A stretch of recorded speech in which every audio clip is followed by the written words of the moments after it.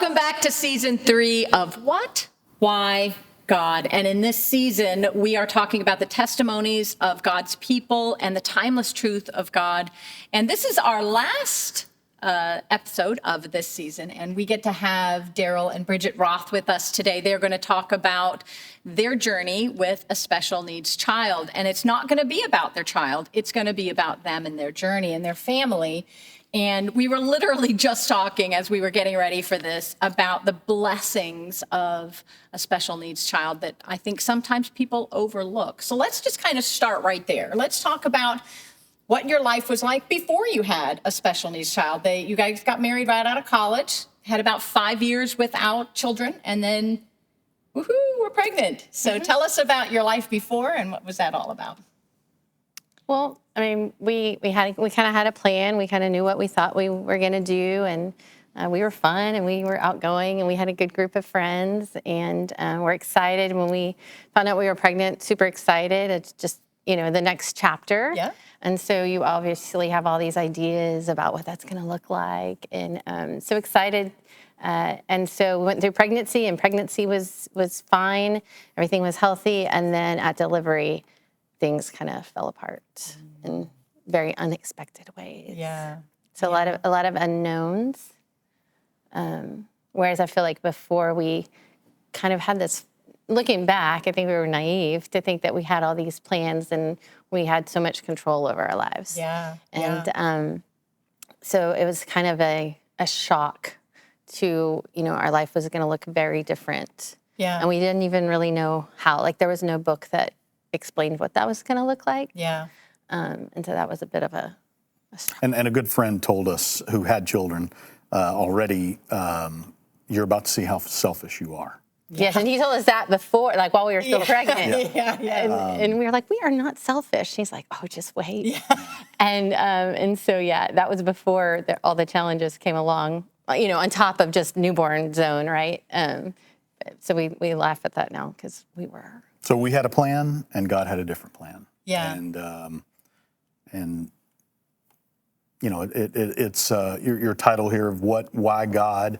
We start asking the why question, just like everyone would. Of course, But one of the many things we've learned is that it's not what happens to you, but it's how you respond. And hopefully we can talk through some of those things today. For sure. I love how you said you had this plan, and then you came across at some point, you came across a poem, or it's a story written by Emily Pearl Kingsley, and it's called Welcome to Holland. And it tells the story of a couple getting ready to go to Italy, and they're all ready. They've done their research. They've got their tickets. They're going to fly out. They know exactly which areas they're going to hit in Italy, and they fall asleep or something. I can't remember it word for word, but at any rate, they find out as they're landing that they're landing in Holland, and they can't get to Italy, so they've got to deal with being in Holland, and that is an explanation of how it is when you prepare to have a child that we would consider to be normal, and then you wake up with a child that is different. And tell us about that. How that affected you. So, well, the poem is, it was written by a special needs parent a long time ago, and so it's kind of, a lot of people know about it. I would say that there were days that I despised that poem, but there's also it's also a beautiful poem. So it kind of depends on where you are, and really, I would say we have more good days now than we did. But, at different stages, you kind of read that differently. But it is about, like, you're in this place, you thought you were going somewhere, and you get, you have this idea of what being a mom's going to be like or being a family, and then you get there, and it's totally different. Like, you have no idea what's going on. It's a whole different world. You're not packed for it. There's just so many things. At all. Yeah, and there's no passport to get you to where you thought you were going. Yeah. You're there. Yeah. And so I think just the reality of we knew from an early stage that this was a long-term thing. That this wasn't like, oh, we'll do a little therapy and get past it. And so there were lots of unknowns, but it was a defining. It was going to be the long haul. Yeah, you said that for a few years you had no idea what it was even, right? That was wrong. That's right. Yeah, she was, internet was out and you would search things. Doctors would say something and you'd go search it. That's probably not the best thing Would to do. not recommend Yeah. that. But she was diagnosed with multiple things, kind of high level, and then it would turn out to not be.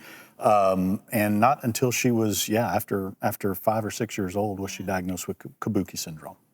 Yeah. Which was real rare genetic disorder back at that time. I think there were 2 people in Texas, 300 in the world known at that time. Oh, wow. Subsequently, now it's genetic much testing, more, it's a lot more. I won't say common, but there are more people, but very rare and unknown back then. Yeah. So we really had some uncharted waters. Yeah, really uncharted waters. So how did this change you both initially? What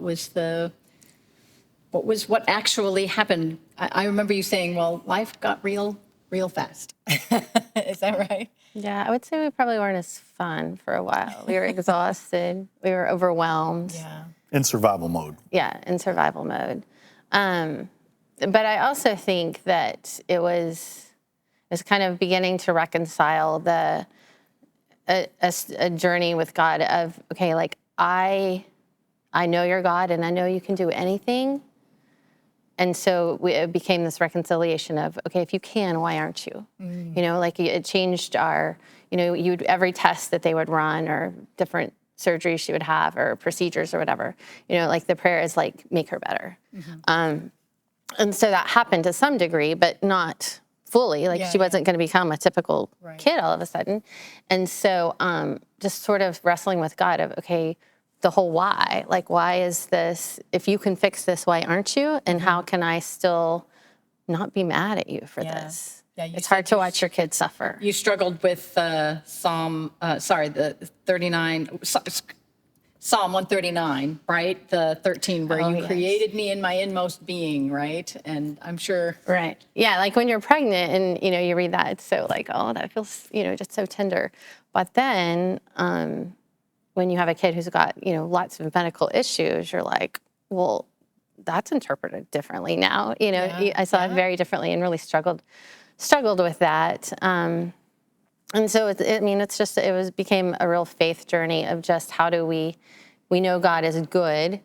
We're hurting for our kid and we don't understand why. So how do we go forward and not lose our faith? Like that was the whole thing. Yeah. Like how do you still have the same faith when your prayers don't get answered? Yeah. Yeah,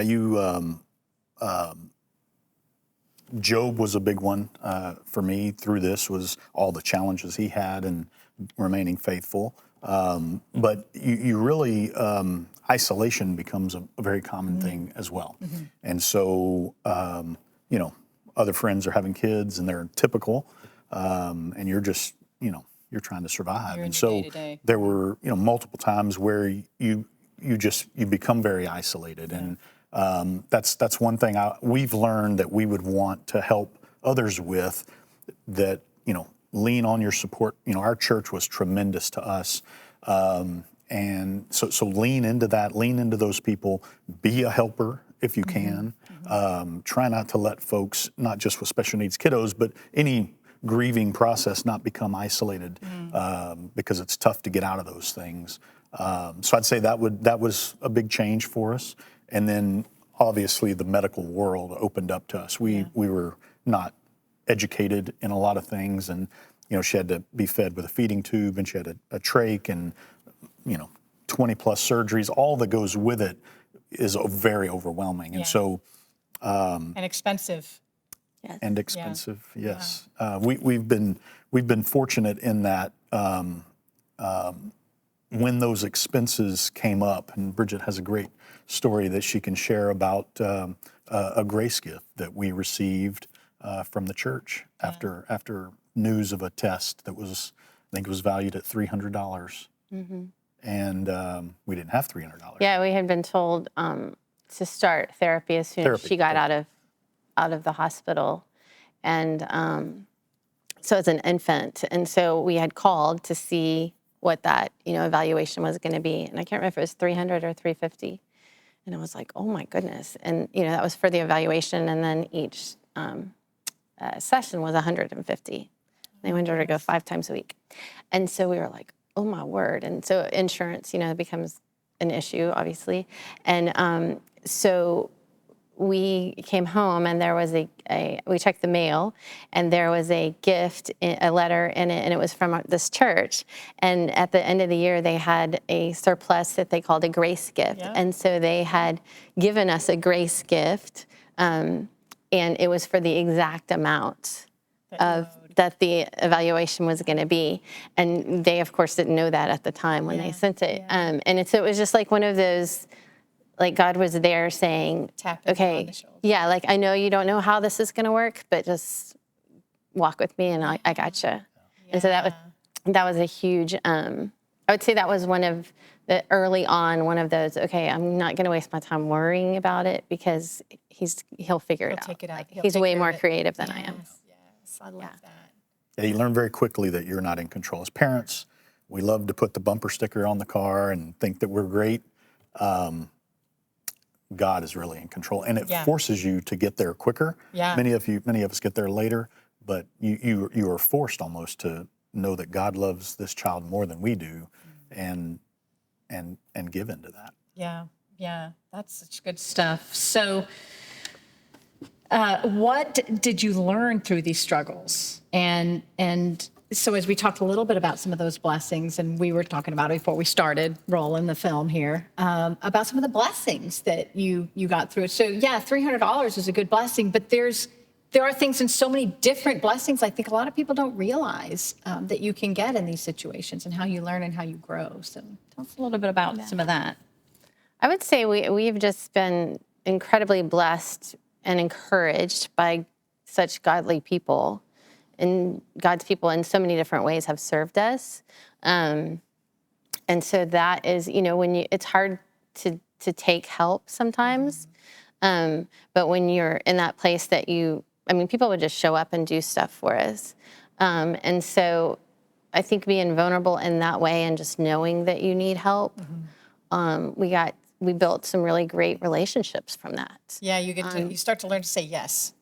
Yeah, or just let them, versus saying no, that's okay, because you really get to see God at work, and how he provides through different people. And so, I think many of those friendships and relationships that we had early on, some came and went, like some we had for a day, they may have just popped in our path, and then went on, and then a lot of them grew over time. And so we saw really beautiful acts of love that were from God.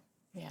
Not to mention the community that really opens up in the special needs world, if you will. Great people, and you're really not exposed to them if you're not in that community. And so I would say a blessing has been the community, and I would encourage anyone that's listening to dive into that. The Davenports are great at that, and so many others. But we at our church have come a long way with respect to special needs ministry, and I hope it continues to grow. But that's a great community. And then Grace is just a sanguine child. Like, life is a party. Like, life's a party. She laughs at odd things, and makes us laugh at odd things, or see things different, and just joy, true joy. And so those are blessings that I think we've received through this. I mean, certainly challenges, but there are blessings too. Yeah, yes. and I don't want to discount, when you are in those rough times. And you had a story once of when you were in the hospital and you were going to Luby's, I think you said, and feeding Grace, and you were just having a really rough day.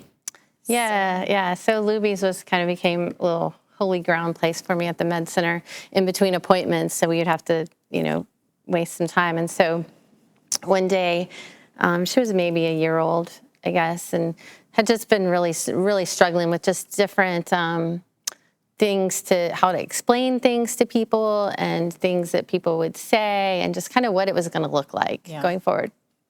And I was at Luby's, and we went kind of midday. There was hardly anyone there, and so I kind of got off into the corner. I was very much. I really struggled with just kind of being isolated. Like, I was so overwhelmed. I felt like adding more people just added more variables. And so I really kind of tried to stick to myself. He did a really good job of allowing people to come in, and then we had people who were insistent, which now I look back on, I'm so glad. Yeah. Like they would, knock on my door and be like, Bridget, I know you're in there. I love Come that. to the door. Yeah.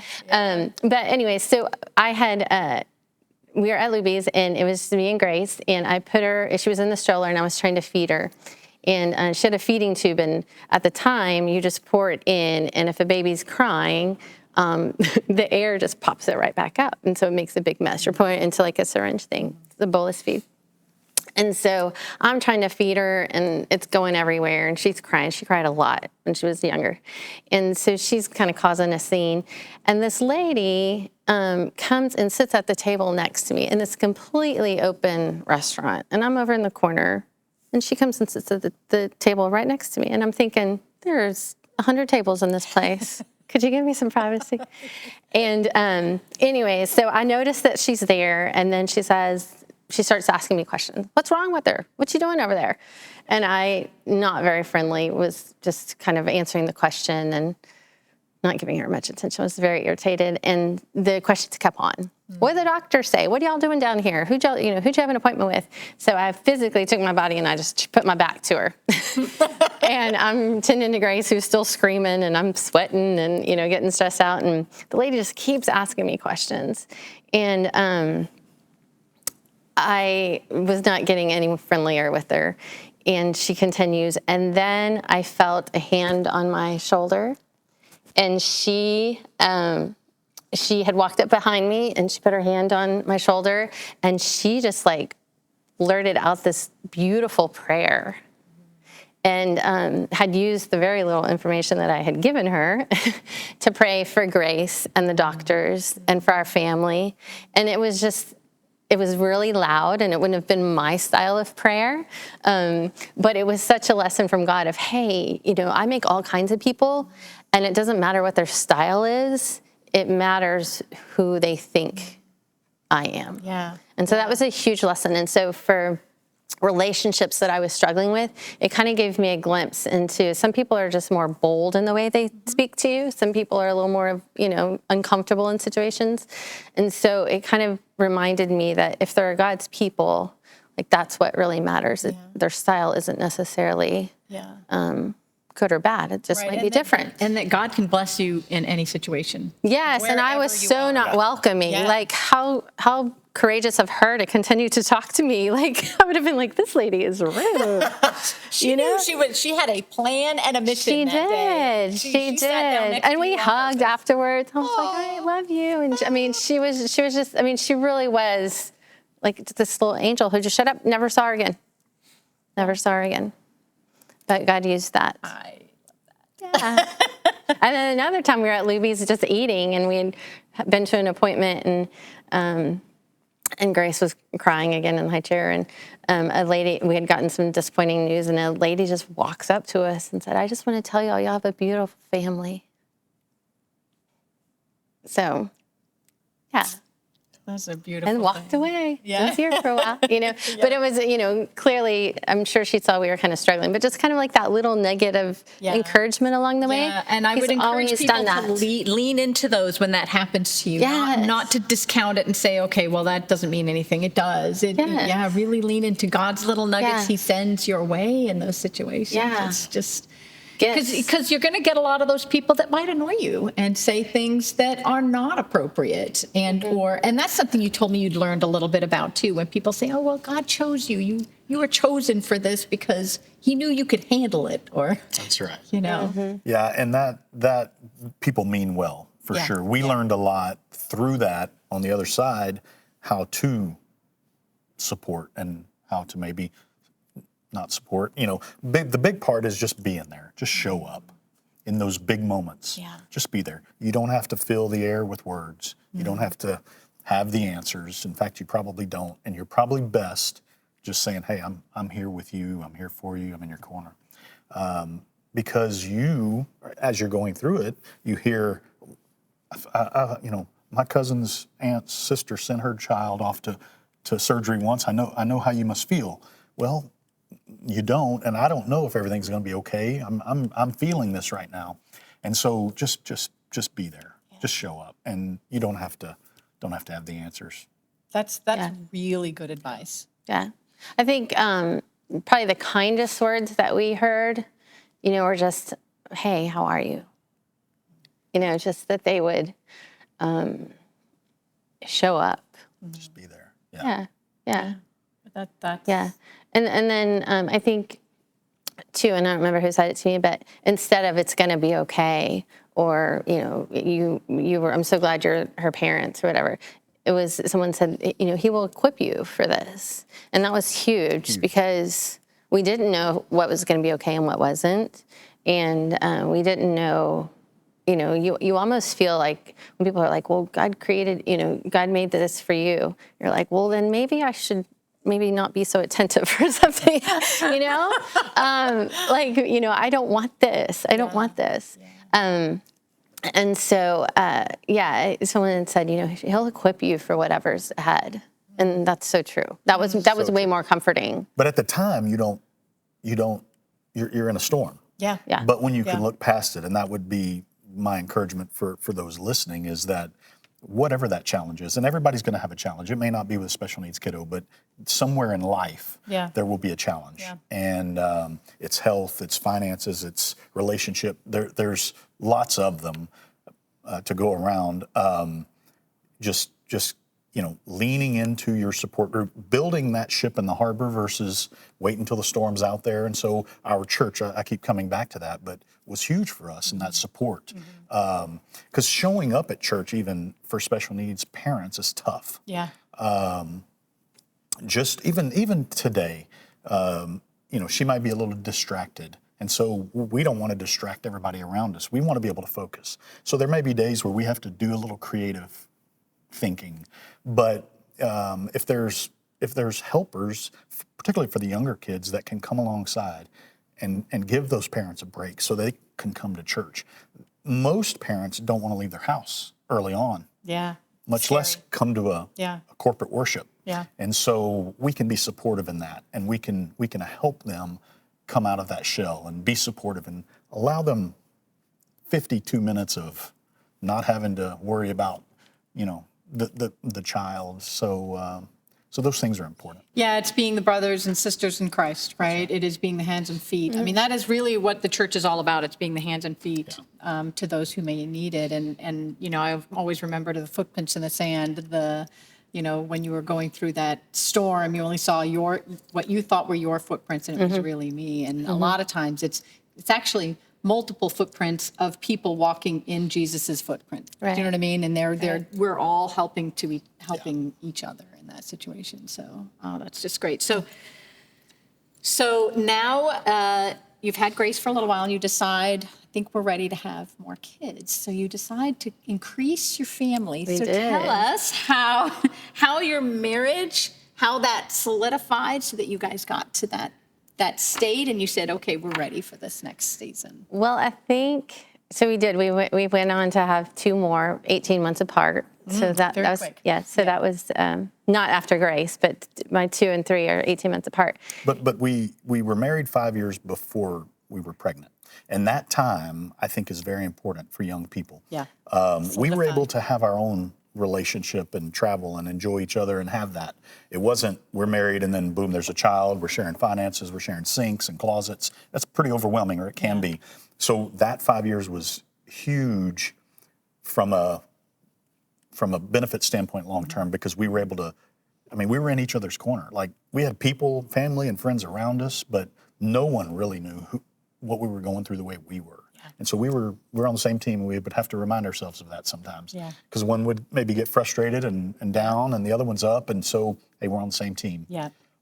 So that was big. And so after Grace, then they put us through all kinds of testing once we were thinking about children, genetics, and trying to figure out how this happened, why this happened. And through all of that, found nothing, and said, guys, this was just we can't answer it. And so we then began, got the green light to maybe have additional children. And then those 2 are 18 months apart. Yeah. And they're typical. Yeah.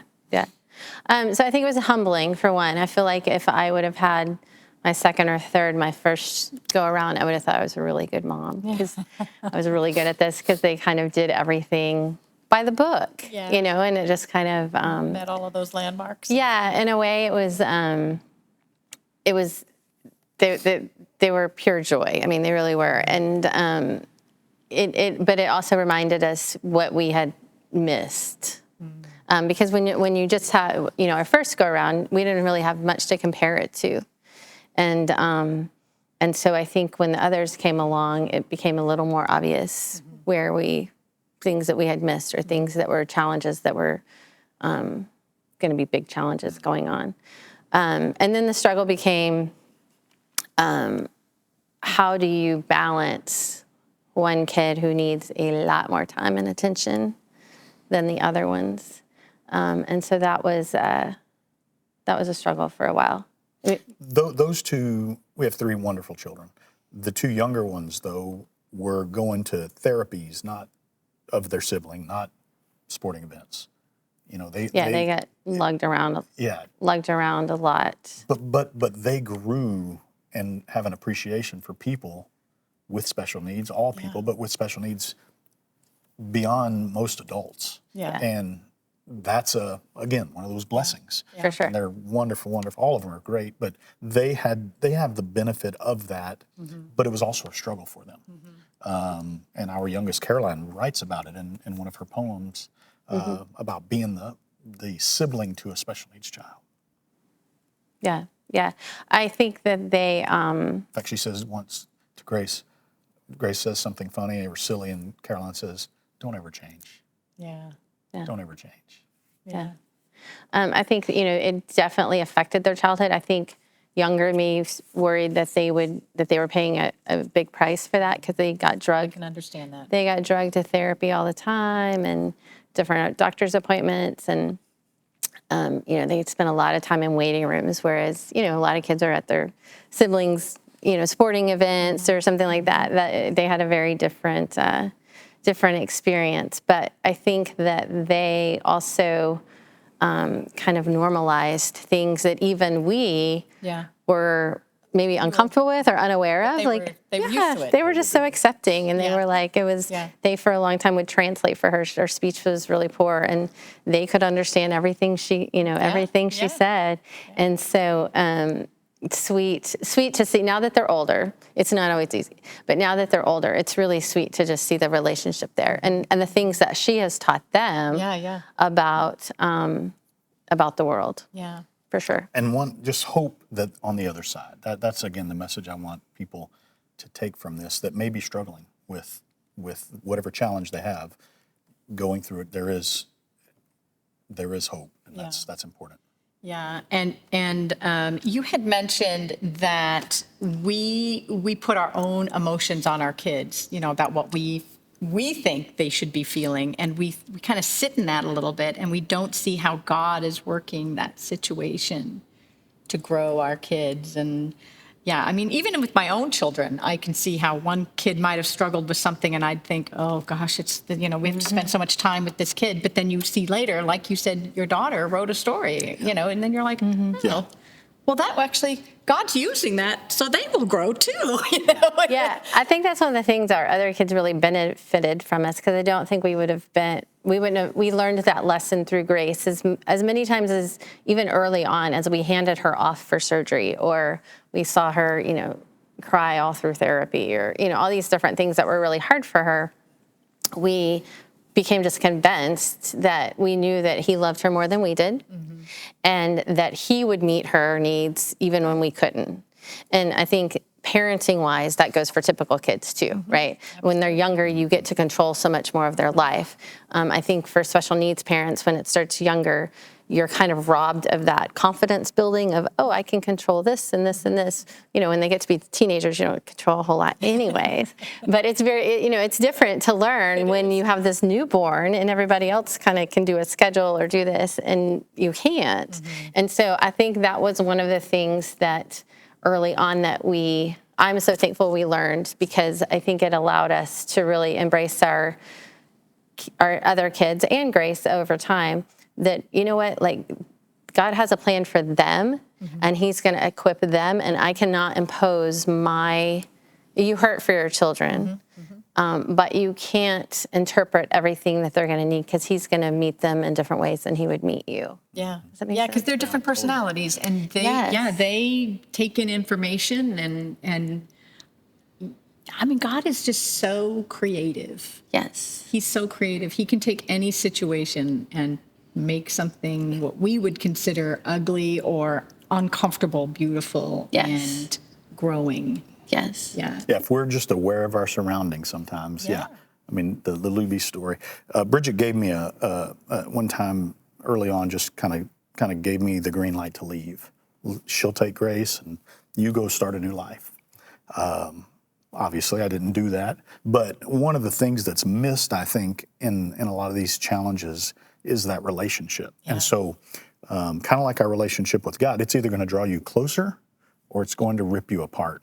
And I would encourage people that maybe have a challenge, whatever it is, to lean into each other, because it's really going to form a bond that's even stronger. Yeah. But it's easy to get ripped apart. So that's an important piece of the puzzle. For sure. And I mentioned earlier, like I was more of the person who just kind of withdrew and was maybe isolated a little more, just because I felt so overwhelmed. Another person or another person's thoughts or needs or ideas was just like overwhelming to me. Yeah. And so, but at the same time, we had to realize, hey, we're on the same team, and to kind of remind each other of that. And then over time, just a sense of humor. I mean, you just can't take it all too seriously. Yeah. And so you got to make friends with it. Like in our situation, we knew a lot of it wasn't going to change. So our prayer became, of course we prayed for healing in different ways, but it also became, okay, Lord, if this is what is before us, change us to make us make friends with us and to embrace it for all it has to offer.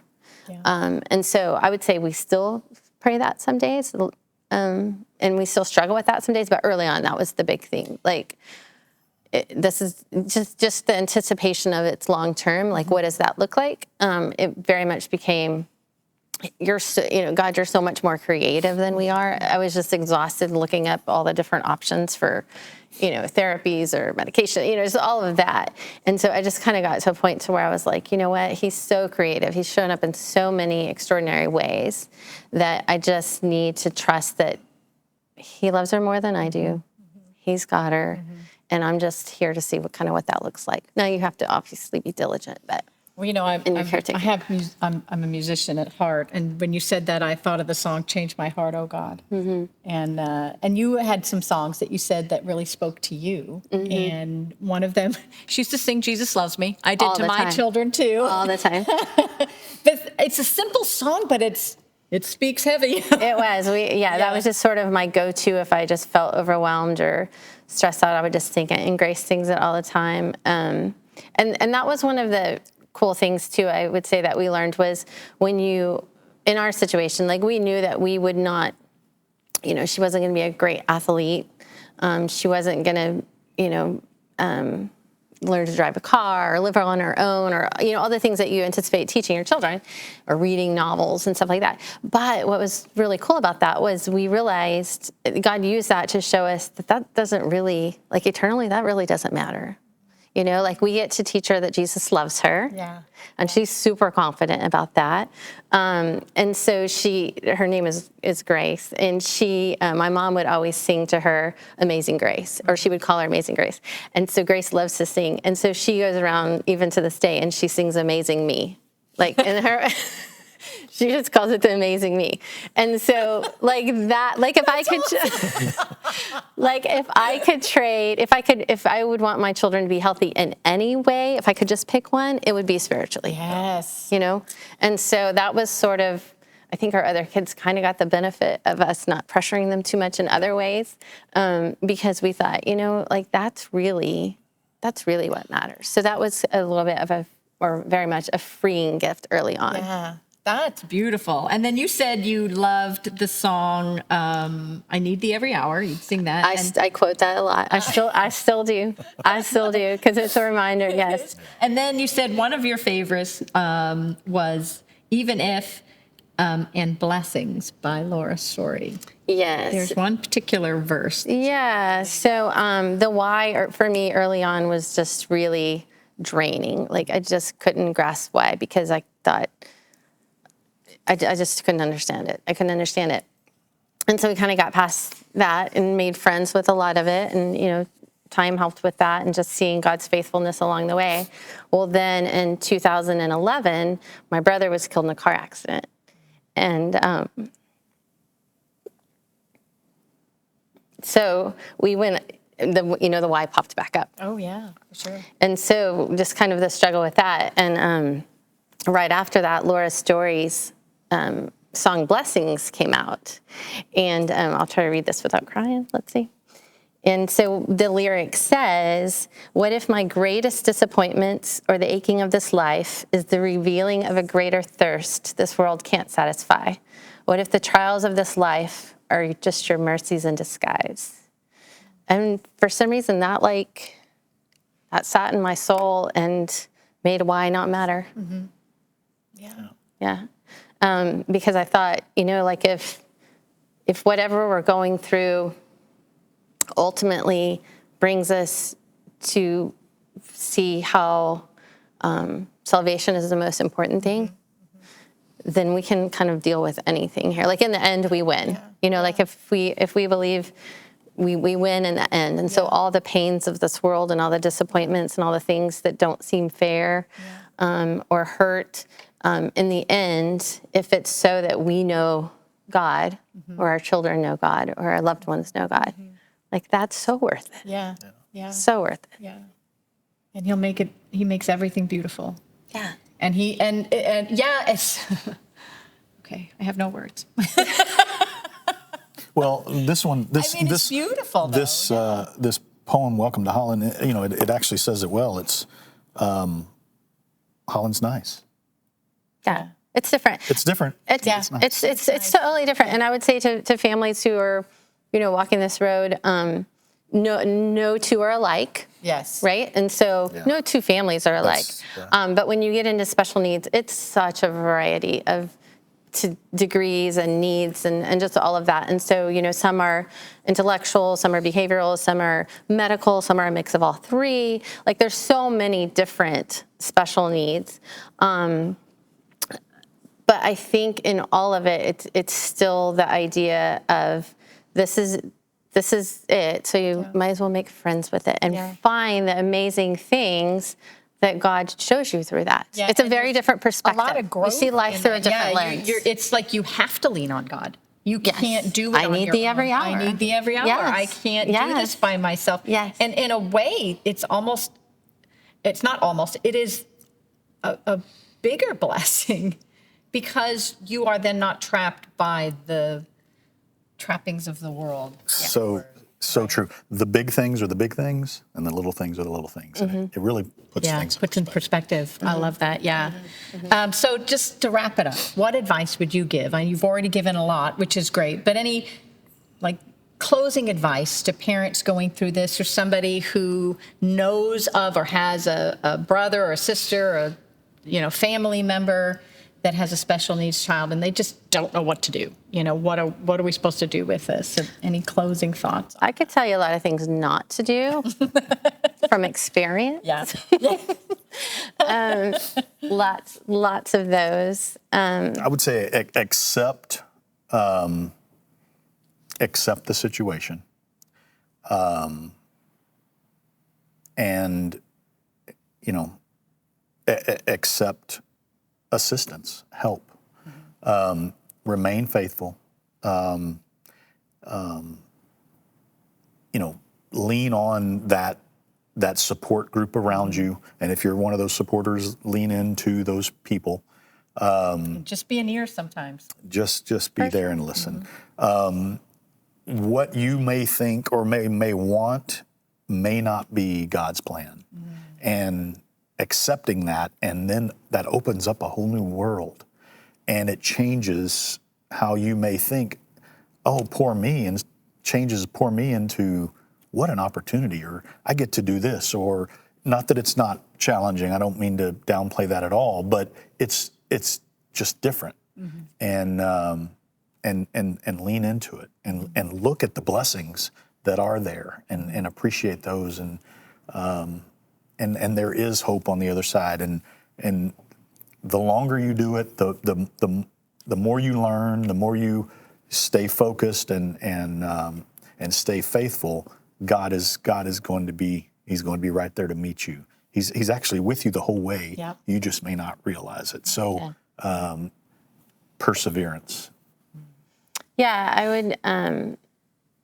I would say there's a beautiful perspective that you can have. And so I don't think our society has done a good job with the special needs community as a whole.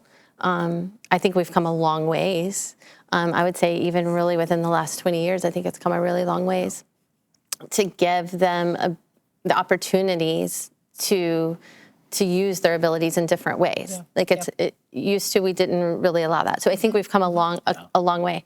And so to families, I would say, don't look at that child or that loved one or whoever by what society says. Like look at them through God's eyes, and you're going to see a very different. We joke a lot of times. Grace is her own little missionary. Like everywhere she goes, she offers something to the people she's around, and I think that population has a unique ability to not feel they're kind of unfiltered a lot of the time, and so they are not. They're just more authentic, and so I think that as parents and as family, we need to, and as a church, we need to look at them as the way God sees them. And He does have a great purpose for them. It might be very different than what we thought when we, for our typical children in some ways, but no less valuable. Yeah. Yeah. And then also just like the truth that, He shows up every time. Yeah. In very creative ways. Yeah. Very creative ways, yeah. And so it's kind of fun. It's kind of fun to watch and see. Yeah. Thank you guys so much. There's such great wisdom, and obviously this did not come for free. You guys have done a lot of growing, and I can totally see that God is working and continuing to work in your family. And they do have their other two children and Grace, really great kids, and you can tell that they have a foundation in them that is really strong, and they are walking with God, and it's a beautiful thing. And yeah, we miss what special needs kids can give to us sometimes because we're in the midst of the special need instead of seeing. Or the comparison of what we thought. Yeah. Yeah. Comparison is the Thief of joy. Thief of joy. Amen. Yes. True. Amen. The thief of joy. Well, thank you so much for being here with us. I appreciate it.